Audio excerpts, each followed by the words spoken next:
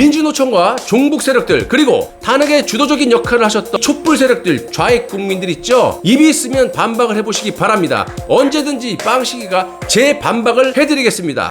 반갑습니다. 빵식입니다. 오늘도 이 베트남 현지에서 무더운 날씨에, 아니죠, 제가 늦게 작업을 하게 되면 더워가지고 일을 못해요. 그래서 한국보다도 더 빨리 새벽 4시, 5시에 일어나가지고 일을 하기 때문에 나름 시원합니다. 자, 오늘도 여러분들이 반드시 숙지하고 계셔야 할 내용 중에 박근혜 대통령께서 어떻게 탄핵이 되셨고 또 왜 재판을 거부할 수밖에 없었는지 그 이유에 대해서 한치의 거짓도 없이 사실 그대로 낱낱이 고하도록 하겠습니다. 역대 대통령들 그 누구도 하려고 하지 않았던 민주노총이 무서워서 입으로만 국가와 국민을 나불나불 떠들어대는데요. 박근혜 대통령께서는 잘못된 이런 정책들을 바로잡기 위해서 개혁 정책을 내놓게 됩니다. 이런 개혁 정책들을 비방하는 일단의 세력은 2013년부터 스멀스멀 기어 나오기 시작했고요. 그 시작이 바로 통진당 소속 국회의원이었던 얼마 전에 기어 나온 이석기의 구속입니다. 아시다시피 이석기는 경기도당 모임에서 한반도 전쟁에 대비해가지고 국가기관시설의 파괴를 위한 준비를 하자라고 내란 선동을 했기 때문입니다. 이석기에 대한 체포 동의안은요, 2013년 9월 4일 찬성 258표로 국회를 통과했고요. 2015년 1월 22일 통진당 소속 국회의원 5명에게 의원직 상실 선고를 하면서 대법원은 이석기에게 징역 9년과 자격정지 7년을 선고한 원심을 확정짓게 됩니다.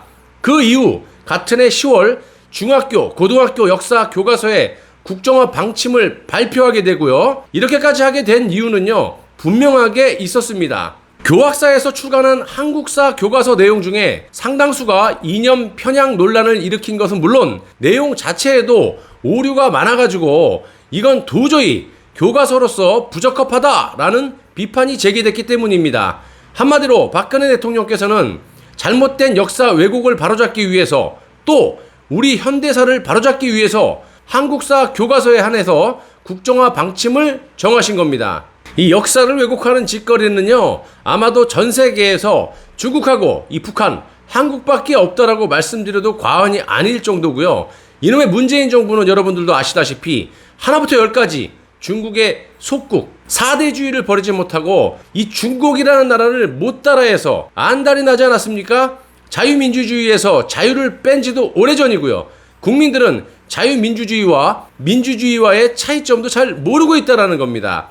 중화인민민주주의도 민주주의, 북한의 조선인민민주주의도 민주주의, 자유가 있고 없고에 따라서 얼마나 이 중요한 부분인데 문재인 정부는 박근혜 정부를 불법적으로 탄핵시키고 정권을 틀어쥐면서 친중 정책과 역사 왜곡을 밥 먹듯이 해왔고 지금도 하고 자빠졌다는 겁니다. 아이를 키우시는 부모님들 잘 들으세요. 저도 역시 어린 아이를 키우고 있지만 여러분들 자식들의 교과서가 어떤 식으로 돌아가는지 잘 한번 훑어보시기 바랍니다. 다시 돌아가서 박근혜 대통령께서는 강력한 대북 정책으로 저들을 두려움에 빠뜨리기도 했었는데요.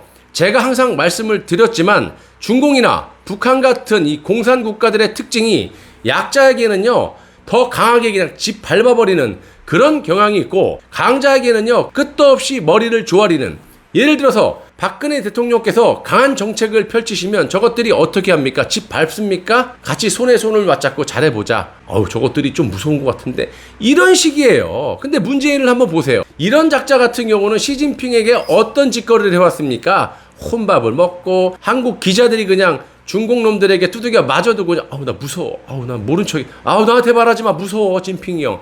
아주 이런 짓거리를 하지 않았습니까? 말씀을 구구절절히 드리지 않아도 잘 알으시리라고 믿고 패스하겠습니다. 시간이 아까워요. 박근혜 정부의 대북 정책은 북한을 추종하는 주사파 세력들에게 매우 큰 위협이 되었고요. 그 중에 하나가 바로 개성공단 폐쇄였습니다. 이것도 기업하시는 분들 입장도 제가 충분히 이해가 되지만 당시 북한은요, 개성공단을 통해서 총 5억 6천만 달러, 하나로 6,160억 원의 현금을 확보하게 됐고 이 돈이 또 인민들이나 자유를 위해서 쓰여지는 게 아니라 대한민국을 지금 위협하고 있는 핵무기와 장거리 미사일 개발에 사용됐다라는 겁니다. 여러분들이 박근혜 대통령 입장이라고 생각을 한번 해보세요. 그런 저들에게 돈을 갖다 그냥 퍼 나르시는 게 좋겠습니까?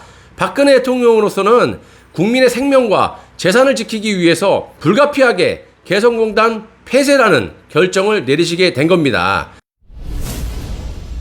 당시 좌파 언론사인 한겨레는 개성공단 폐쇄조차도 최소원의 작품이라고 거짓 보도를 했다가 나중에 최소원과 무관하다라는 사실을 확인하고 정정어라는 그런 해프닝까지 벌어지기도 했습니다. 태블릿 PC도 마찬가지. 안종범과 정호성, 차은택, 고영태 같은 이런 사기꾼들이 공모해가지고 벌인 사기극을 마치 박근혜 대통령과 최소원을 악의적으로 엮어가지고 탄핵 구속을 시키지 않았습니까? 현재 거의 모든 진실이 다 밝혀졌음에도 불구하고 최소원은 옥살이를 하고 있고 옥중에서 현재 특검과 관련자들을 대거 고소 고발을 진행하고 있고 당시 특검은 지금 도망을 다니고 앉아 있습니다. 태블릿 PC 니네들이 내 거라며 내놔. 못 줘요. 줬다가는 우리가 포렌식을 통해서 전 국민에게 진실이 밝혀지기 때문에 그냥 그걸 꼭 하니 틀어지고 홍성준 포렌식 이미징 파일 내놔. 그리고 탄핵의 원동력이 되었던 결정적인 이유 중에 하나가 바로 북한의 인권법 시행인데요. 북한 인권법은 2005년에 처음 발의가 되었으나 무려 11년 동안이나 빛을 보지 못하다가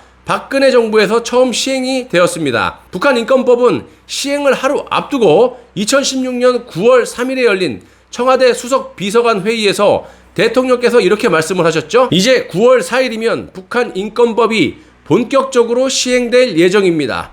정부는 북한 주민들에게 자유와 존엄을 누리면서 살 수 있는 삶에 대한 희망의 메시지를 전해 나갈 것입니다. 북한 인권법은 북한 주민들의 인권 보호를 위해 북한 인권기록센터와 북한 인권재단을 설치, 운영해 북한에서 벌어지는 인권 유린을 체계적으로 기록하는 것을 핵심 내용으로 하고 있습니다.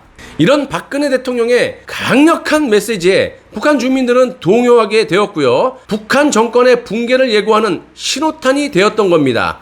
이러니까 종북 세력들이 발광 안 하게 생겼냐 이 말입니다.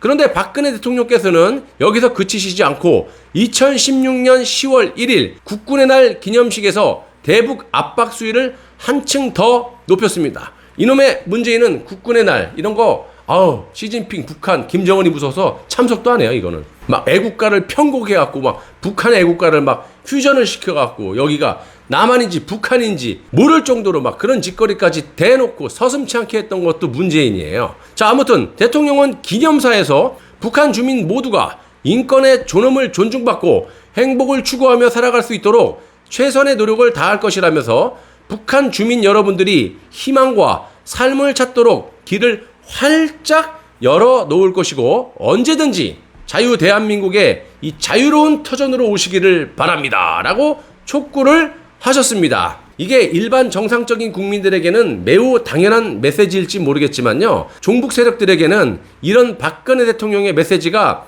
얼마나 충격적이었겠습니까? 만약에 북한 정권이 붕괴가 되면 북한을 추종하는 이 종북 세력들은 자신들이 동경하던 마음의 고향을 잃게 되는 것이고 돌아갈 곳이 없어진다라는 이런 두려움 때문에 현직 대통령을 끌어내리는 일에 운명을 걸 수밖에 없었던 겁니다.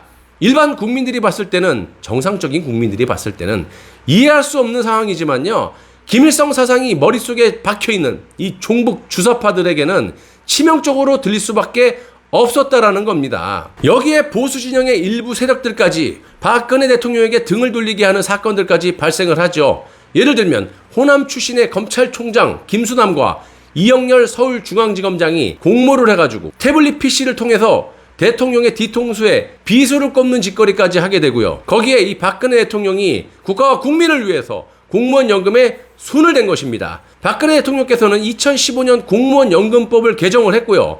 개정된 법은 2016년 1월 1일부터 시행에 들어가게 됩니다. 우리나라의 국민들의 노후 생활을 보장하는 공적연금은 아시다시피 국민연금, 공무원연금, 사학연금, 군인연금 이렇게 4개고요. 이 중에 전 국민을 상대로 하는 국민연금 수령액이 상대적으로 적다 보니까 문제가 심각하지 않습니까? 이런 국민의 공평한 형평성에 맞는 노후 보장을 위한 논쟁은 올해부터 있어 왔었지만 그렇게 하지 않았죠. 민주노총이 이 노조가 무서워갖고 주둥이로만 국민 나불나불 됐지만 이거를 제대로 시행한 정권이 없습니다. 이거를 박근혜 대통령이 손을 보려고 했던 겁니다. 연금 지급의 형평성 문제와 연금 지원에 따르는 정부 재정 부담을 줄이기 위해서 박근혜 대통령께서는 1차적으로 공무원연금을 개정하고 계속해서 사학연금과 군인연금까지 손보려 했던 겁니다. 이거는 역대 대통령들이 노조가 무서워서 자신의 안위를 위해서 쉬쉬하고 손댈 엄두도 못했던 거 아닙니까?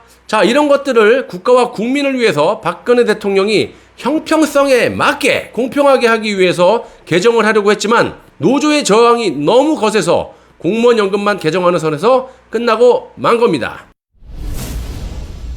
그런데 여기서 끝난 것이 아니라 통진당과 정교조에서 시작한 반정부 투쟁의 일명 원샷법이라는 구호를 앞세워서 반대를 외치는 민주노총이 힘을 보태고 세력이 커지기 시작했고요. 민주노총과 행동을 같이 하는 전농이 가세를 하게 되고 전국 공무원 노동조합은 자기들의 기득권을 지키기 위해서 이들 세력들과 연대하게 됩니다.